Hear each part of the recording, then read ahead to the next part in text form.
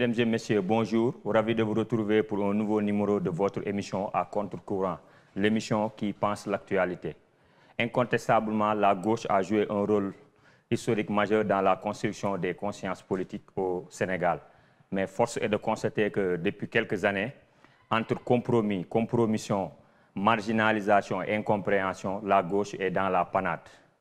Mais toutefois, force est de dire aussi qu'à quelques encablures de l'élection présidentielle de 2024, elle semble renaître de ses cendres avec de nouvelles initiatives. Pour répondre à toutes ces questions et éclairer notre lanterne par rapport à tout ça, nous avons le plaisir de recevoir, et je pèse bien mes mots, l'un des plus grands intellectuels peut-être actuellement du continent africain, Aziz Salmon Fall. Aziz, bonjour. Bon, on a l'habitude de vous présenter comme politologue, chercheur et tout. Comment vous vous définissez, vous? Comme un Africain du Sénégal qui a eu la chance de grandir dans un milieu panafricain, puisque ma mère est égyptienne, mon père a été naturalisé congolais. À l'époque, il a été ambassadeur sous Lumumba, il a amené la famille Lumumba éplorer ses enfants en Égypte. Et j'ai milité très tôt donc, dans les cellules de gauche au Sénégal, dans ma période préadolescente. Donc, quelque part, je suis le produit de l'ère des indépendances, ce qui me donne une sorte d'autorité d'en parler et de transmettre ce que j'ai reçu d'eux. D'accord. Mais maintenant, est-ce que vous pensez que ces fonctions-là, politologue, c'est des stéréotypes ou bien vous vous sentez là-dessus? Bon, en fait, moi j'ai... Dans un monde de plus en plus globalisé, est-ce que ça veut dire quelque chose? Bon, disons que vous savez, les étiquettes professionnelles vous suivent, hein, donc j'ai enseigné quand même une trentaine d'années, mais heureusement, nous faisons partie d'une génération qui ont plutôt appréhendé la connaissance dans la perspective holistique. C'est-à-dire que, comme Cheikh Anta nous l'avait dit, il fallait qu'on s'arme de science jusqu'aux dents, et donc nous avons plutôt étudié en autodidacte tout ce qui semblait être important pour changer la condition de l'Afrique. Donc notre génération, en tout cas quelques-uns d'entre nous, n'ont épargné aucun temps pour s'abreuver. Donc je parle sans prétention avec des gens qui sont spécialistes dans leur champ de compétences, avec toute humilité, mais en montrant clairement aussi que ce savoir-là n'est pas l'apanage des seuls spécialistes. Donc on peut parler en égyptologie, en anthropologie, je peux même l'enseigner, mais évidemment, ma spécialisation, c'est plutôt les relations internationales, la science politique. Mais là, c'est le mélange entre l'idée de l'intellectuel organique, donc Fanon, Cabral, Samir Amin, donc c'est des gens qui nous ont inspirés. Et donc, comme chez Anta, nous avons essayé de développer cette palette pour démontrer en réalité que la science ou les connaissances africaines, nos épistémés, doivent être reconnues et revalorisées. Mais pour ça, il va falloir dépasser l'aliénation dans laquelle nous sommes empêtrés, aliénation arabo-islamique, mais aussi aliénation occidentalo-centrée, sans narcissisme non plus, aller chercher dans nos africanités ce qui pourrait servir dans le XXIe siècle. Donc c'est un exercice extrêmement complexe, parce que, surtout quand il se fait à gauche, puisque la gauche a un peu la prétention de vouloir défendre la condition populaire, de s'occuper de l'exploitation de ceux qui sont opprimés, de changer l'ordre du monde, d'avoir une position plus intègre, plus altruiste.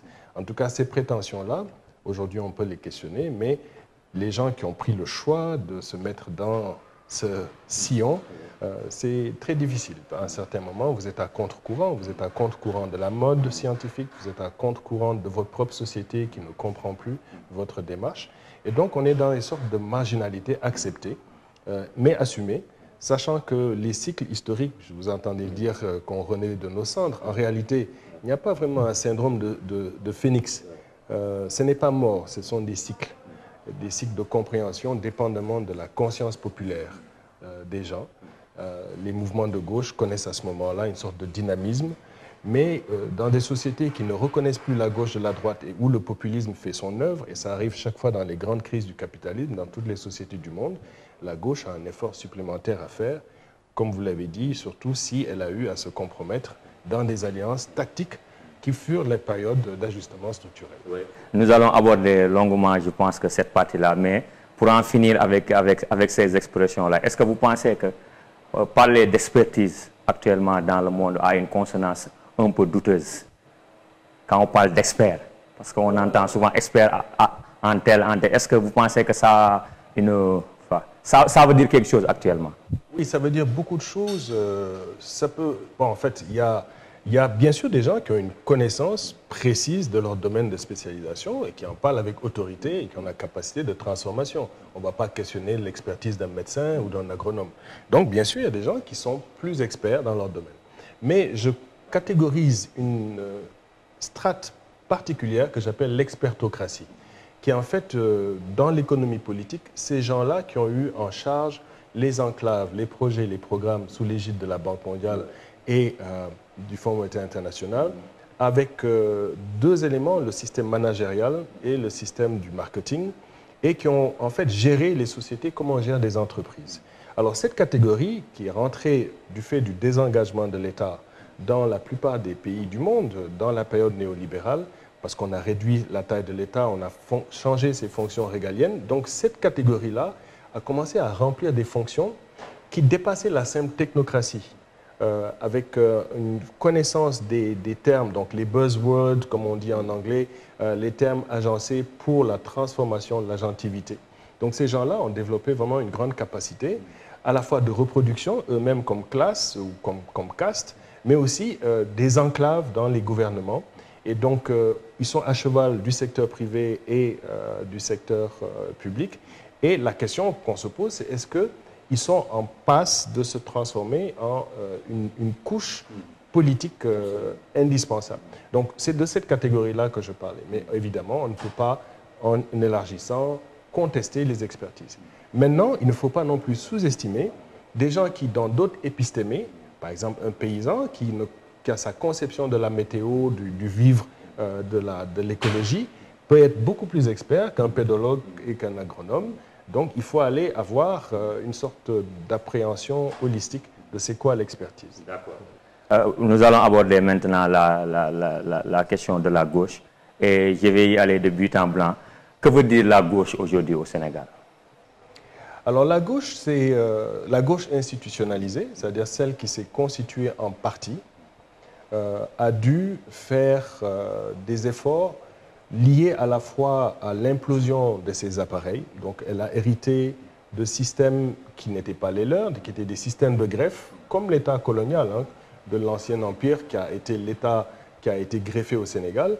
Les formations de gauche ont été dans la matrice de ce qui a été l'éveil politique de la gauche européenne et ensuite sa tropicalisation.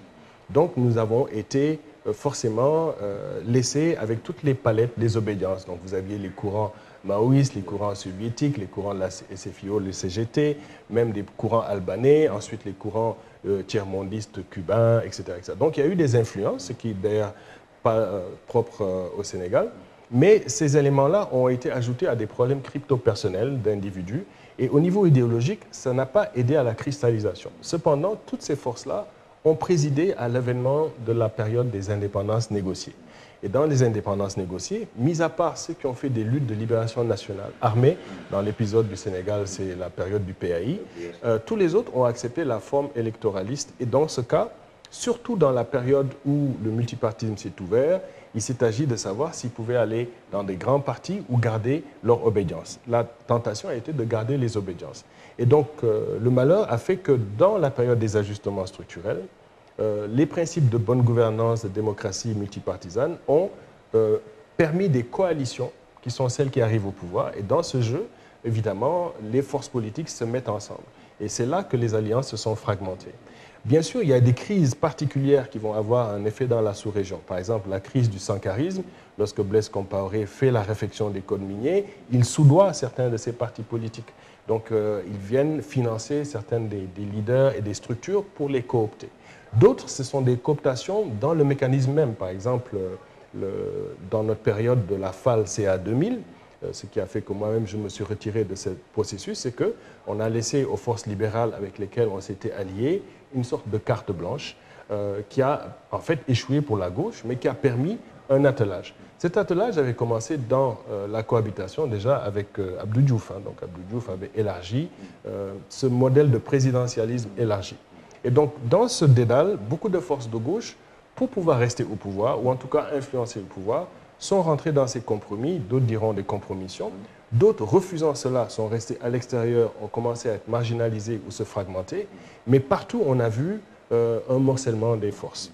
D'accord? Et donc ça c'est un des traits, et bien sûr la fin de la période de la guerre froide a changé la donne. Il y a eu toute cette idéologie populiste voulant qu'il n'y a pas vraiment de gauche et de droite. Et donc ça a fait beaucoup de mal à ces partis-là qui, il faut le dire, ont perdu leur emprise sur le terrain, sont restés des appareils idéologiques institutionnels, mais eux-mêmes n'assuraient pas la formation politique de leurs propres membres et cadres. Donc tout cela, tôt ou tard, au bout d'une génération ou deux, on récolte les fruits. Donc il y a cependant une pugnacité de ces forces qui sont encore résilientes, qui sont là. Certaines sont KO debout, comme j'aime parfois le dire. Mais on a l'impression que c'est, comme l'a dit, bon, c'est là où je voulais en venir, même un de vos peut-être jeunes collègues qui est à l'UGB, Amadouka, qui avait écrit un livre sur la gauche pour parler de la lutte des classes à la lutte des places. Bon, dans le livre, il explique que la gauche est devenue presque un laboratoire ou bien un grenier d'idées. Mais ça s'arrête là. Vous n'arrivez pas à... Voilà, le grand soir n'arrive pas à se mettre en place. Oui, c'est valable pour toutes les gauches du monde. Il y a aussi l'idée prométhéenne, l'idée très grande de ce fameux grand soir. Donc, bon, certaines, par exemple, les courants trotskistes parlent de révolution mondiale, il y a les épanchements, les avancées révolutionnaires ne sont pas appréciées. Ce qui se passe au Mali, ce qui se passe en Tunisie ou en Égypte, est-il vraiment un mouvement révolutionnaire? Donc il y a des appréciations différentes selon les endroits. Et c'est vrai que les laboratoires d'idées ont au moins le mérite d'exister. Maintenant, c'est de les mettre en pratique. La praxis, c'est vraiment la boussole. Pour que la praxis fonctionne, il faut qu'il y ait une emprise et une capacité de reproduction des forces populaires qui se sentent à ce moment-là capables d'infléchir ce que les avant-gardes font. Et donc ça, c'est tout l'ancrage qu'il y a dans nos masses au niveau de la paysannerie. Nous n'avons pas réussi à vraiment nous reproduire au sein de la paysannerie et des classes moindrement ouvrières et même des classes salariées des travailleurs. Donc il y a un travail immense qui n'a pas été suffisamment fait, mais qui a quand même été fait. Et c'est pour ça qu'il y a une situation paradoxale.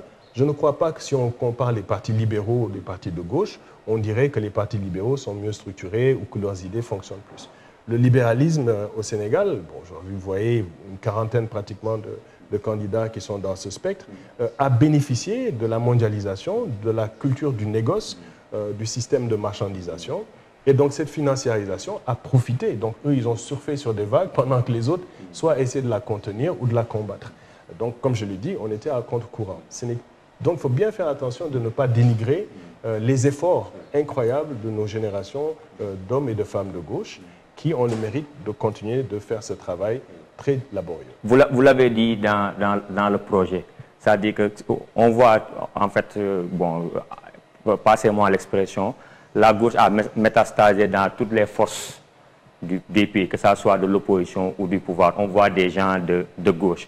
Et de là, on voit l'émergence. Vous parlez de culturalisme ou de populisme dans vos projets, mais on voit l'émergence de forces qui n'ont pas... peut-être qui sont entre guillemets des apatrides sur le plan idéologique, mais qui ont à leur sein de grandes figures de la gauche et qui les aident. Mais c'est des forces politiques qui ont un peu pris le relais des gens de la gauche d'antan. Oui, alors vous avez raison, mais vous avez plusieurs éléments dans votre question. D'abord, j'aime pas le mot métastase, parce que là, on est en plein cancer. Moi, je vois ça plutôt positivement, comme étant des influences de valeurs qui ont réussi à distiller et se propager selon les différentes palettes. Par contre, comme je l'expliquais, le terreau dans lequel ça va pouvoir s'épanouir ou s'éteindre est très important. C'est la société. C'est la société qui ne peut pas être déconnectée de la dynamique mondiale. Maintenant, des gens vont, je ne dirais pas usurper, mais s'emparer des emblèmes. Et donc, vous allez voir des gens qui vont, par exemple, se réclamer de Sankara. Mais le projet de société de Sankara n'est pas clairement édifié dans leur projet. Mais par contre, l'image emblématique, les emblèmes sont utilisés afin Sankara est devenu un produit. Voilà, bon, c'est une forme de label, mais ce n'est pas le seul. Hein. Ça peut être Lumumba, ça peut être d'autres. Ce n'est pas au-delà du t-shirt, c'est qu'on prend quelques phrases, on habille un projet, mais on ne parle pas du projet de société. Le projet de société de Sankara, il ressemble au nôtre. C'est un projet autocentré africain, panafricain, qui a besoin de faire jonction avec les autres formations sociales. Donc c'est pour ça que dans Saine Égalité, nous disons, revenons aux essentiels.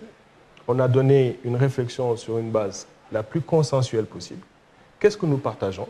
Et nous avons édifié un certain nombre d'éléments en disant qu'ils peuvent être emparés par toutes les forces progressistes. Ce sont 6 égalités qu'il faut absolument atteindre pour pouvoir sortir notre pays du développement et amorcer l'effort autocentré sur la transformation ensuite de l'agriculture, de notre industrie, de notre système de communication, de notre rapport avec les forces internationales, qu'elles soient rivales ou alliées.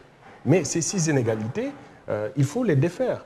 Donc le droit au développement de nos pays, exactement comme ceux du centre, c'est un droit qui ne nous est pas reconnu. C'est la question d'une égalité dans nos souverainetés.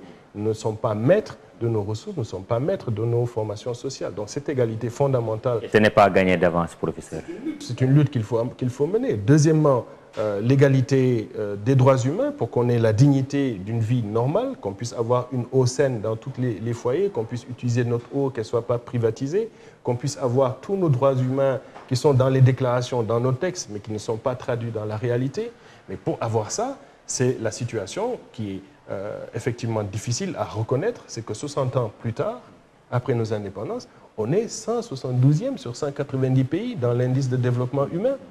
Et même si on prenait les agrégats, on serait 33e sur les 51 pays africains. C'est quand même extraordinaire pour un pays qui a été chouchou du dispositif néocolonial et qui aurait pu avoir une transformation plus rapide. On donne souvent l'analogie, nous étions au niveau de la Corée du Sud. Donc c'est vraiment ça qui blesse. Et donc pour le redresser, il faut que nous redressions l'égalité homme-femme. Parce que le point de bascule, c'est vraiment dans la condition féminine. Le jour où les femmes s'emparent du pouvoir, le jour où les femmes participent au processus de décision, vous avez un basculement certain dans le projet de société. C'est pour ça que nous mettons l'emphase dessus. Et les dernières, c'est vraiment la question de l'égalité pour notre jeunesse, parce que cette jeunesse, elle ne participe pas aux décisions qui concernent son avenir et même son présent actuel. C'est la majorité. Il faut trouver des mécanismes pour la faire participer. Il faut qu'on accepte une égalité de l'être humain dans la nature qui est responsable de cette nature, qui ne cherche pas à la maîtriser. Et ça, c'est vraiment fondamental.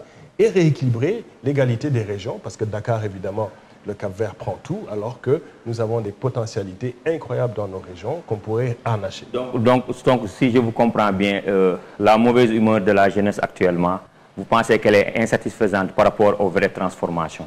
Elle est essentielle à la transformation. Vous avez besoin du dynamisme de cette jeunesse. Si ce dynamisme est malheureusement sur des diversions, c'est-à-dire si elle est catalysante sur des objets qui sont légitimes, c'est-à-dire leur indignation, leur frustration, le fait que vous bloquez leur horizon, mais c'est tout à fait normal que cette jeunesse cherche à s'épancher. Soit elle s'épanche par la fuite vers l'exil, soit dans la désespérance, soit même avec un certain manque de discernement, dans toutes sortes d'aventurisme politique, puisque c'est la recrue qui va être utilisée à toutes les fins. Mais cette jeunesse, il faut bien comprendre qu'elle a un discernement aussi.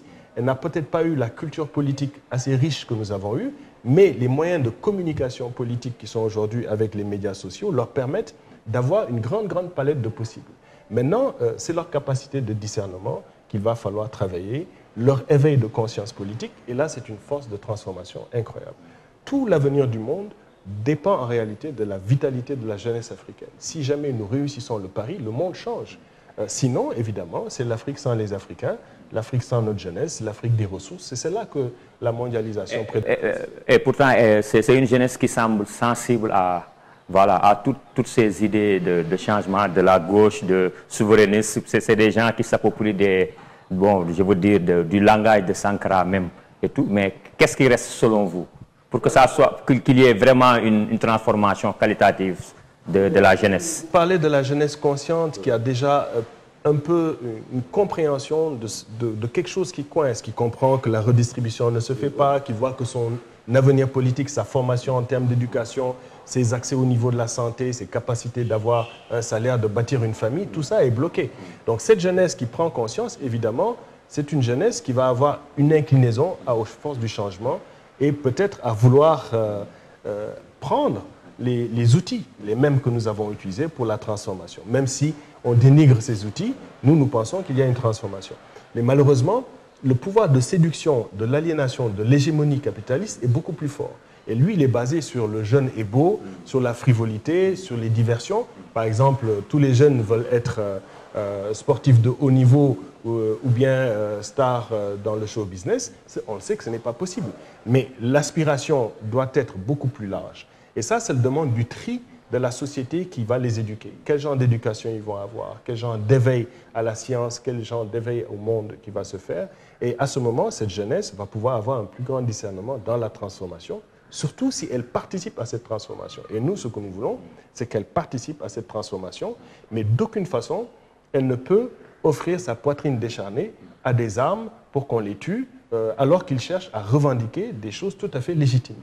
Maintenant, c'est cette éducation civique, le fait qu'ils refusent les formes d'autorité, qu'ils refusent les formes de parti. Par exemple, vous parlez des valeurs de gauche, mais ça suppose des systèmes de partis. Ils sont récalcitrants à rentrer dans les partis parce que la verticalité, l'autorité, donc tout cela, il va falloir réfléchir à d'autres façons de faire le politique. Donc c'est une réinvention du politique qu'il faut faire avec une ingéniosité que cette jeunesse a, en passant parfois par les détours de ce qui l'amène. Donc s'il faut taguer, s'il faut passer par le hip-hop, le rap, par le slam, s'il faut passer par les capsules. Mais on ne peut pas faire l'économie du savoir profond et complexe. Tôt ou tard, il va falloir, lorsqu'ils vont s'atteler à la transformation, qu'ils s'abreuvent de choses beaucoup plus grandes que des simples capsules ou de succès d'année superficiels. Maintenant, en quoi le projet Sénégalité que vous avez mis sur les fonds baptismaux peut être une alternative? Moi, je suis tout à fait conscient que ce n'est même pas une alternative, c'est une option. Parce que l'alternative, c'est toujours en fonction de quelque chose. Là, on a refusé de rentrer justement dans cet enfermement. C'est une option révolutionnaire dans le sens où elle demande une transformation. Vous me direz peut-être que le peuple n'est pas prêt à cela, mais c'est justement ça qui amène l'impulsion, l'effet de se rendre compte qu'on a besoin de sortir de notre condition. Et donc, nous avons proposé d'abord aux forces de gauche, et ils avaient jusqu'à ces jours-ci de se prononcer. Est-ce qu'ils veulent amender des éléments du texte? Est-ce qu'ils peuvent l'infléchir? Ils peuvent changer. Et là, on va recevoir quelques-uns de ces commentaires et on va reproposer cette fois-ci à toute la population, puisque ce projet-là concerne toute la population, non seulement du Sénégal, mais de la sous-région, puisque notre rêve, c'est que des initiatives similaires à la nôtre se fassent dans la sous-région, avec l'idée d'arrimer ensemble ces jeunesses pour la transformation, l'horizon étant un État africain, qui serait évidemment leur horizon de vie. Et pour que cette transformation se fasse, évidemment, il faut que cette jeunesse puisse avoir accès, soit par le canal des partis politiques, soit par les canaux possibles de la société civile, qui leur permettront d'avoir accès à l'intelligence du texte. Donc, regarder le texte, voir s'ils peuvent se l'approprier, voir s'ils peuvent infléchir leur propre vision, ou même le bonifier.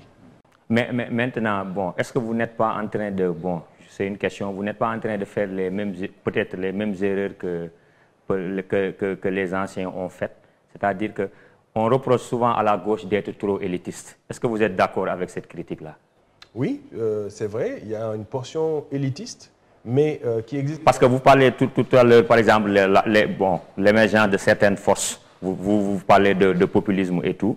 Je veux, par exemple, le PASTEF qui est arrivé peut-être ces dernières années à engager peut-être la force de la jeunesse, mais il est arrivé à parler, à pénétrer la masse, ce que la gauche n'arrive pas actuellement à faire. Pourquoi?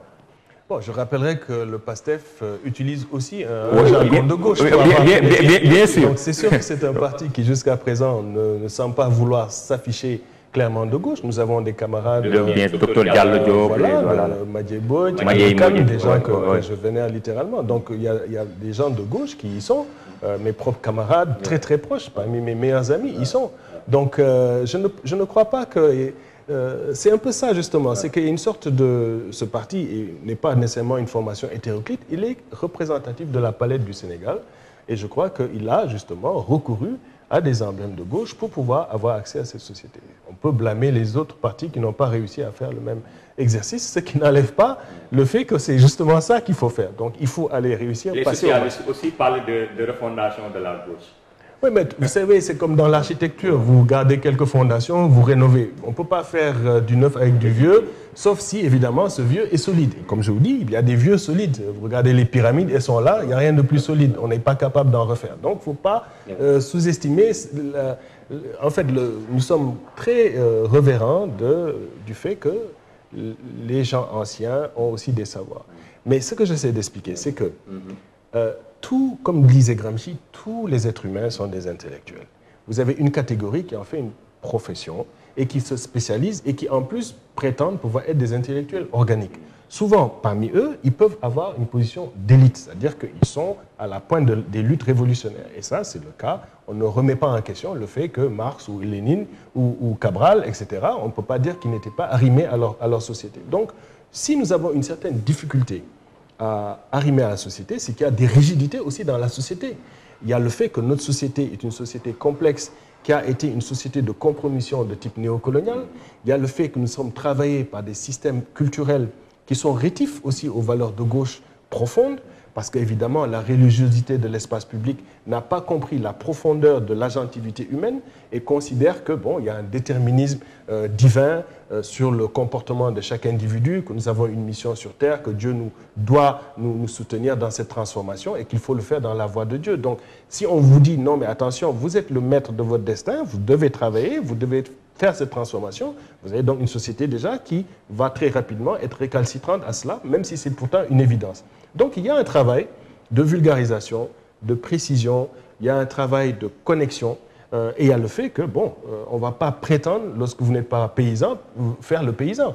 Donc oui, un intellectuel qui n'est pas paysan peut devenir paysan avec apprentissage. Mais vous ne pouvez pas reprocher à cette personne de se préoccuper de la condition paysanne et de défendre le paysan, lorsque les autres, justement, veulent aliéner le paysan, exproprier sa terre. Vous avez un intellectuel qui vous dit, lui, il veut défendre la condition paysanne. Maintenant, par démagogie, beaucoup l'ont fait, parce que c'était un discours qui pouvait avoir la capture de ce paysan. Mais comme je dis, ce n'est pas la pratique, et l'authenticité, l'intégrité. Et l'impérialisme a toujours assassiné, ou en tout cas rendu impossible, le travail de ceux qui étaient authentiques et proches des masses. Et là, vous avez effectivement, dans la gauche, une petite catégorie de gens qui sont proches des masses, qui tiennent le discours des masses et qui luttent. Cette lutte qui se mène aujourd'hui, elle est faite en prenant des risques. Nous, la lutte que nous faisons sur la question des bases militaires, sur toute cette question que j'appelle vulgairement le Sahelistan, mais il y a une quinzaine d'années qu'on le fait. Aujourd'hui, les gens, dans un film comme le film Africom Go Home, ils redécouvrent que tout ce qui est en train d'arriver avait pourtant déjà été expliqué. La récurrence des coups d'État, les mécanismes de nos États, la géopolitique du chaos, l'arrivée des nouvelles puissances. Mais tout ça a été explicité, mais en prenant des risques, parce qu'à cette époque-là, on interposait le système. Quand on a lutté contre l'apartheid, c'est la même chose. Il y a des gens qui prennent des risques. Ils sont où les gens qui viennent vous dire à ce moment-là, oui, mais ces gens, ils ne sont pas dans les masses. Ils ne sont pas là. Quand nous prenions les risques, dans l'affaire Sankara, nous avons donné 25 ans de notre vie à lutter. On a eu des menaces de mort, on a eu toutes sortes de problèmes. Mais ils sont où ces gens-là qui nous disent qu'on n'est pas proche des masses, lorsque c'est nous qui avons mis ces graines qui aujourd'hui ont fleuri, qui font que la France-Afrique connaît aujourd'hui les problèmes qu'ils ont, c'est parce qu'on a pris des risques à se mettre avec les masses pour défendre la condition des masses. C'est pour ça que je vous dis, il faut faire très attention à ces discours, je les comprends. Oui, nous avons un problème de connexion avec le niveau dans lequel les sociétés ont été abandonnées, avec une faible connaissance politique, une faible éducation, et ça, c'est la défaite de nos systèmes éducatifs qui fait cela. Sinon, la connexion se fait plus vite. Maintenant, bien sûr, il faut que nous réussissions à avoir un langage accessible, adapté à tout le monde, mais ça, c'est clair. Lorsque nous sommes dans nos luttes, lorsque nous expliquons aux gens, dans leurs conditions, mais évidemment, vous vous mettez, lorsque vous parlez à un enfant, vous ne parlez pas de la même façon à un adulte, à une personne plus âgée, à une personne spécialisée. Vous adaptez votre discours en fonction des réalités du terrain. Mais comme je l'explique, c'est un effet de synergie qui doit être porté par les médias, qui doit être porté par nos systèmes éducatifs. Par exemple, si on traduit notre texte aujourd'hui en Wolof, scène égale en Wolof, très peu de gens pourraient le lire. Par contre, on pourrait, dans l'oralité, l'expliquer dans nos langues nationales et ça atteindrait la multitude. Tout en recourant, comme je l'ai dit tout à l'heure, aux autres éléments, comme on dit, de l'audiovisuel, il a besoin de voir l'image pour comprendre. Donc, tous les raccourcis qui permettent la connexion doivent être faits.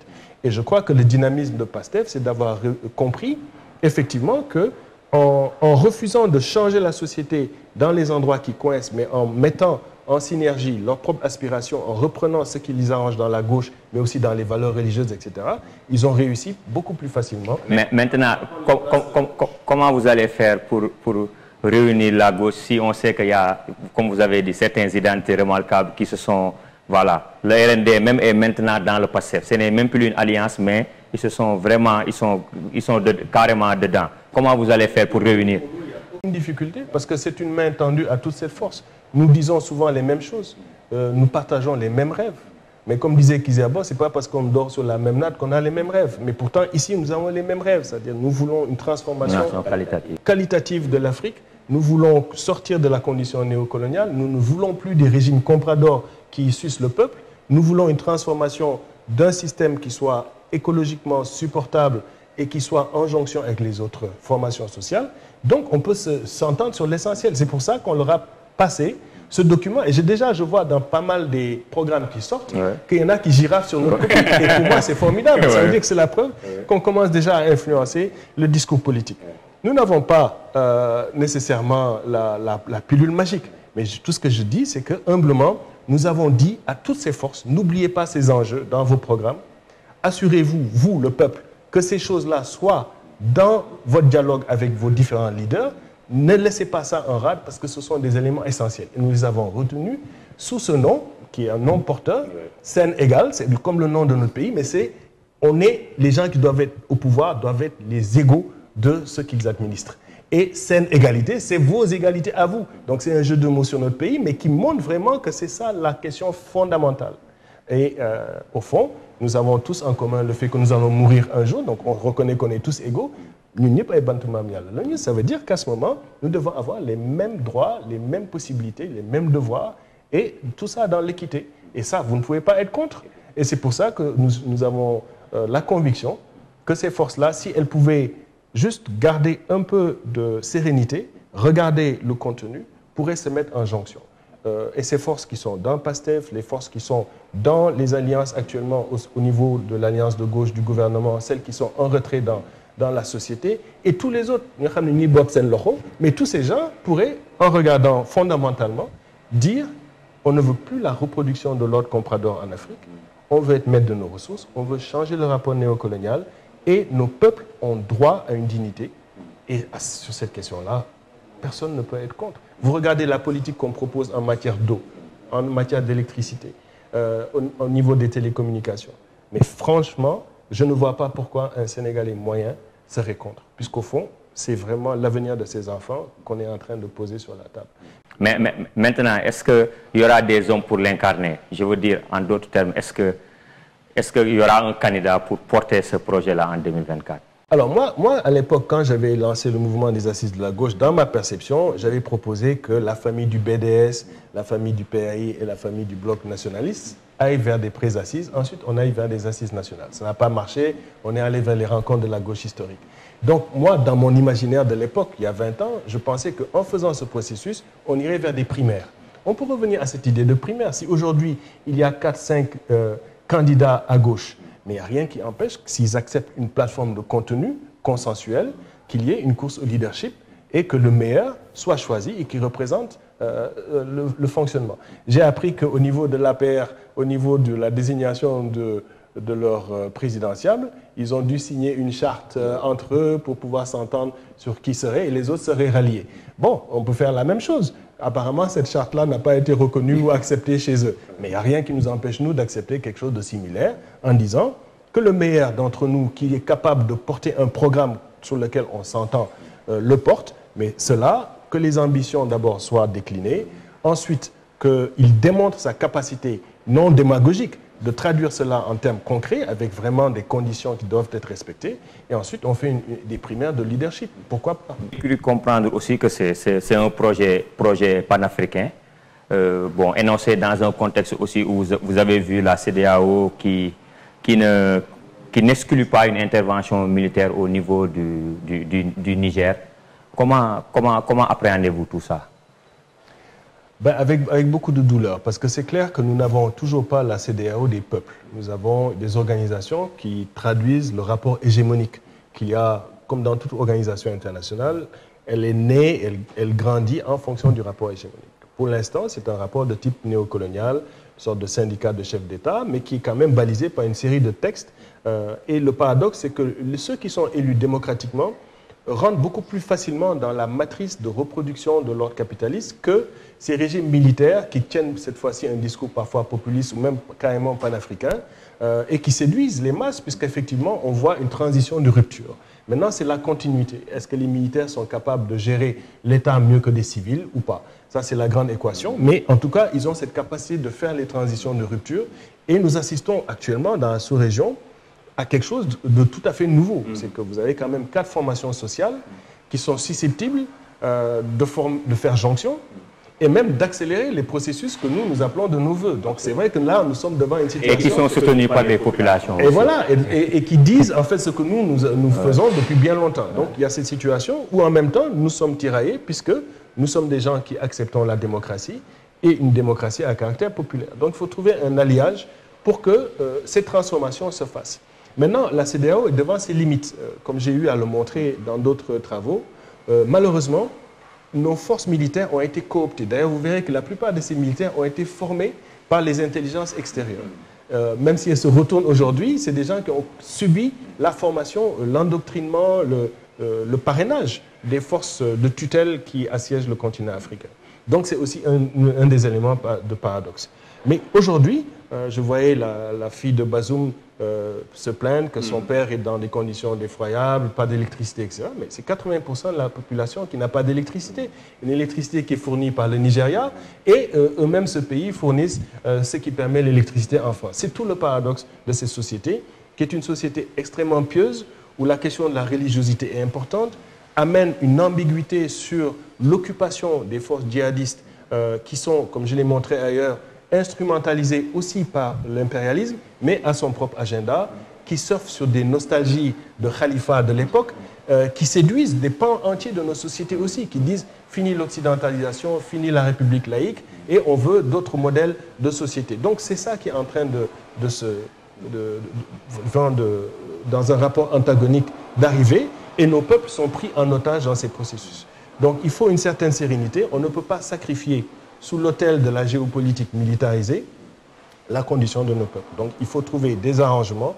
Par exemple, moi, dans l'affaire Sankara, je dois bien admettre que c'est grâce au régime militaire que nous avons eu une accélération du procès Sankara. Si on était resté dans les dispositifs institutionnels, sous Kaboré, visiblement, les choses traînaient. Donc on a des formes d'accélération qui sont partie prenante des processus qu'on peut appeler des avancées révolutionnaires. Maintenant, il faut que ces chefs d'État, ces jeunes chefs d'État acceptent ces transitions de rupture, puissent passer le flambeau avec des structures qui permettent une continuité dans le sens qui n'est plus du néocolonialisme, dans le sens de transformer nos CEDEAO en CEDEAO des peuples, et qui pose la question des autres régimes compradors, parce que la situation de la Côte d'Ivoire, qui est vraiment un des maillons du dispositif comprador, pose évidemment des anomalies au système. La situation du Nigeria est différente. Si nous voulons aller vers une monnaie unique dans la sous-région, il va falloir la faire avec le Ghana et avec le Nigeria, ou alors on va le faire au Sénégal tout seul. Et donc c'est dans cette équation-là, d'un écho des peuples, d'une institution des peuples, qu'il faut infléchir le changement et éviter évidemment de devoir choisir entre la peste et le choléra.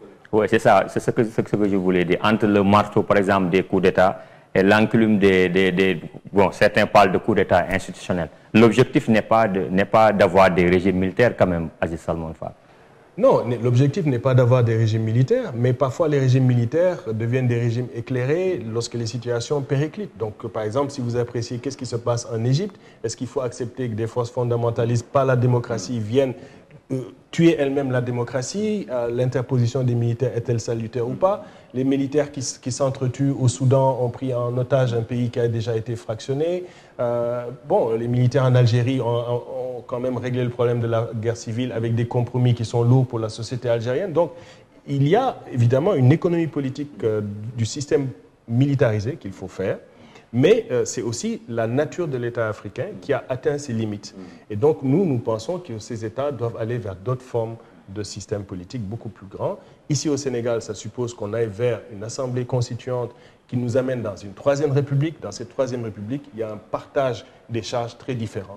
Et donc, si on a l'ingéniosité politique d'aller rechercher dans nos modes de régulation politique anciens ce qui est encore valable, de ce qui pourrait faire sens dans nos sociétés, de prendre les éléments de greffe des universalités qu'on accepte, qui sont essentiels, on pourrait bâtir une Afrique différente.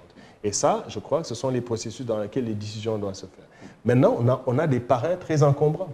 Vous avez des Russes, vous avez des Japonais, des Allemands, des Américains, la France qui a perdu du terrain. Voilà, on semble supplanter la France pour mettre aussi d'autres forces. Est-ce que ça aussi, ça arrange les choses? C'est la nature de l'État africain faible qui a besoin de parrainage parce que, bon, vous n'avez pas de système industriel, vous n'avez pas de système militaire pour vous protéger.